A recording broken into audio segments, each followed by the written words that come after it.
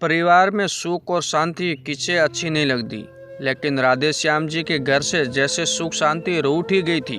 रोज रोज के तनाव और कलेश से तंग आ राधे श्याम जी ने अंत में न चाहते हुए भी अपने दोनों बेटों के बीच बंटवारा कर ही दिया।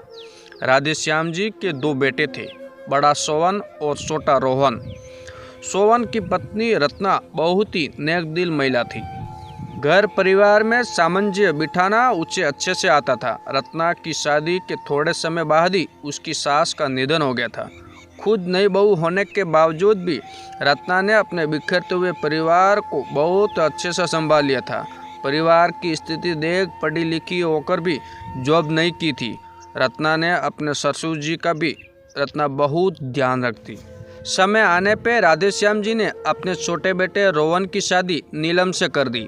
नीलम भी पढ़ी लिखी लड़की थी और सरकारी स्कूल में टीचर के पद पे थी। शुरू में तो सब ठीक था। रत्ना अपनी देवरानी को बहन समान रखती, लेकिन नीलम को अपनी नौकरी का बहुत घमंड था। उसे लगता कि वो कमाती है, फिर घर के कामों में क्यों सहयोग करे। रत्ना के बच्चे अभी छोटे थे, साथ में बुजुर्ग ससुर जी के भी ढेर सारे काम हो जाते थे। इसके साथ ही घर के काम भी होते थे जिन्हें रत्ना अकेली ही करती। जब कभी नीलम से सहयोग करने को रत्ना कहती तो नीलम लड़ाई शुरू कर देती। ऐसे कड़वे बोल बोलती कि नीलम रत्ना रो देती। अपनी सीधी बहू का ये हाल देख राधे श्याम जी को बहुत दुख होता है। इन सब से तंग आ राधे श्याम जी ने दोनों बेटों को घर का बंटवारा कर अलग कर दिया और खुद रत्ना और सोवन के साथ रहने लगे। रोहन और नीलम घर के पिछले हिस्से में रहते। अंधा क्या चाहे दो आंखें, यही तो नीलम चाहती थी। अलग हो, अपने तरीके से रहना। रोहन को भी अपनी पत्नी का व्यवहार देख अलग रहना ही उचित लगा। अपनी नौकरी और सुंदरता का नीलम को इतना घमंड था कि रत्ना के कभी सामने पड़ने पर भी मुंह फेर लेती। कभी रत्ना कुछ पूछती तो रूखा सा दो टूक जवाब दे देती। तंग आ रत्ना ने नीलम को टोकना भी छोड़ दिया। समय बीता गया और कुछ समय बाद नीलम प्रेग्नेंट हो गई। प्रेगनेंसी में कुछ परेशानियों के कारण उसने ऑफिस से लीव ले रखी थी।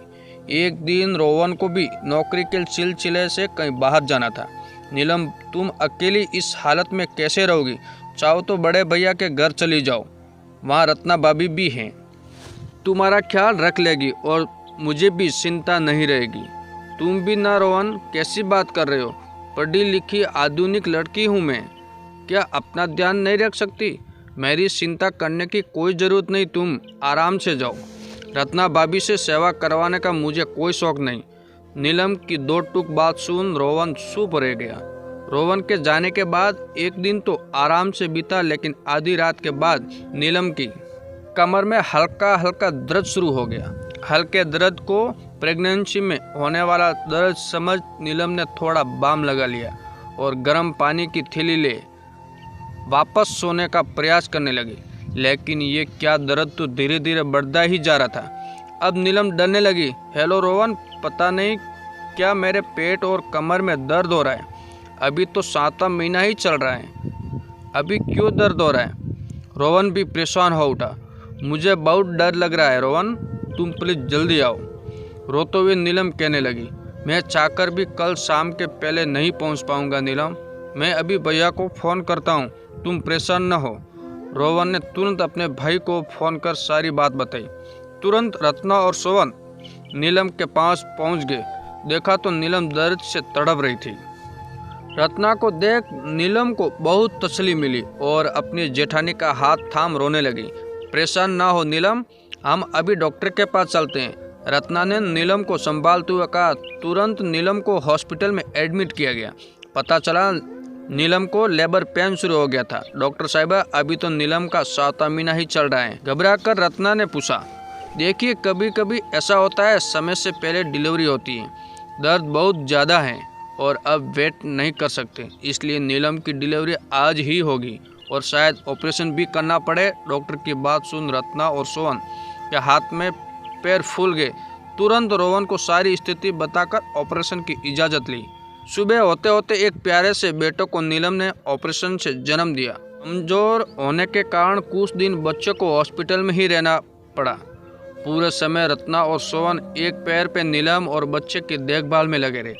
रत्ना की सेवा देख नीलम श्रम से घट जाती है। आज अपने किए पे उसे बहुत शर्म आ रही थी।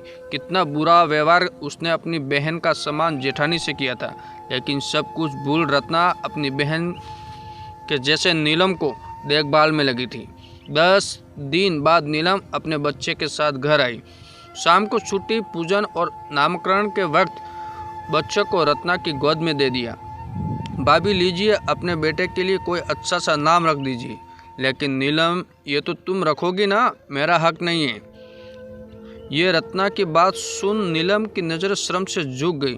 अब और सजा न दे भाभी, आज अगर ये शुभ अवसर मेरी और रोहन की ज़िंदगी में आया तो इसकी वजह सिर्फ आप ही हो। उस दिन अगर आप और जेठ जी नहीं आते तो मैं और ये बच्चा दोनों जिंदा नहीं रहते। मेरे इतने बुरे व्यवहार के बाद भी आपने मेरा इतना साथ दिया। अगर हो सके तो मुझे नादान को माफ़ कर देना। भाभी, पछतावा में जलती नीलम अपनी जेठानी के हाथों को पकड़ रोने लगी। रत्ना अवाक रह गई और तुरंत नीलम को गले लगा लिया। सुबह का भूला शाम घर आ जाए तो उसे भूला नहीं कहते। नीलम, तुम्हें तो मैंने सदा अपनी छोटी बहन ही समझा है। दोनों देवरानी जेठानी अपनी सारी गलतफहमी भूल गले लग गई और अपने परिवार को वापस एकजुट होता देख राधेश्याम जी की आंखों भी खुशी से नम हो गई। हर परिवार में कोई ज़्यादा तो कोई कम कमाने वाला होता है। इसका अर्थ ये नहीं कि दूसरा किसी मायने में कम है। अगर घमंड ही करना है तो अपने नेक इरादे और संस्कारों का करें।